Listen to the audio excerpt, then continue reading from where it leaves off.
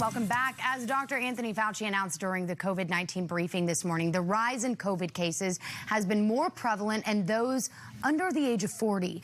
Joining us now to talk about the rise in those numbers from Sharp Ray Steely is Dr. Obasola Olulade. Dr. Olulade, thank you so much for being with us. Thank you for having me. So I'm curious, why do you think right now we are seeing this sharp increase in those that are younger versus what we had been seeing with the older population? So I think one word, reopening.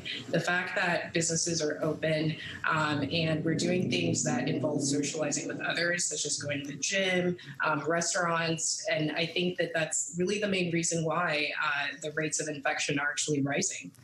And when we hear Dr. Fauci say things like the younger populations are getting it, but it's still putting everyone at risk, what's your warning to people who are thinking, well, the younger ones are the ones who aren't dying, so should we even change, our behavior?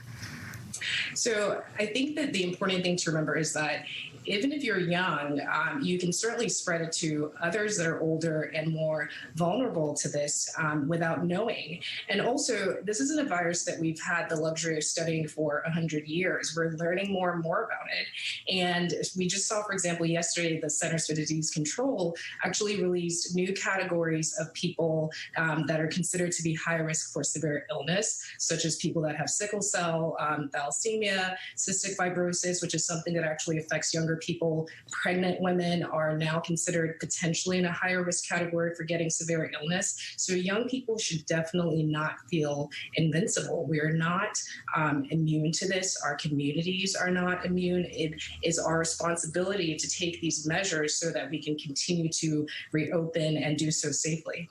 And what a good point that we haven't had the luxury of studying this for decades as we have other diseases. So this is something we're learning more about. Now, I want to point out something I read. It said that in Arizona, where drive-up sites are overwhelmed by people seeking coronavirus tests, ages 20 to 44 account for nearly half of all of those cases. So with Arizona being so close, I mean, what does that mean for us here in California? I think it's hard to say. We'll have the perspective, in time, but certainly there is a risk, if people are coming from other states that they could potentially drive rates of infection, but we're vulnerable here too. I mean, certainly, California is a big state and the size of many states combined. So our risk here is high. And when we see these cases in younger, are we seeing the trends of them being more severe, the hospitalizations such as that? Are we seeing that trend as well, or is it really just this infection rate right now? Right now, what we're seeing is we are seeing the infection rates go up in younger people, but we are seeing hospitalization rates go up in older people. And so the thinking is that with young people, they may not feel symptoms. And so by virtue of that, they go out and they feel fine. So they spread this potentially without knowing. So the fact that hospitalization rates are going up is important to remember and consider as a huge warning sign.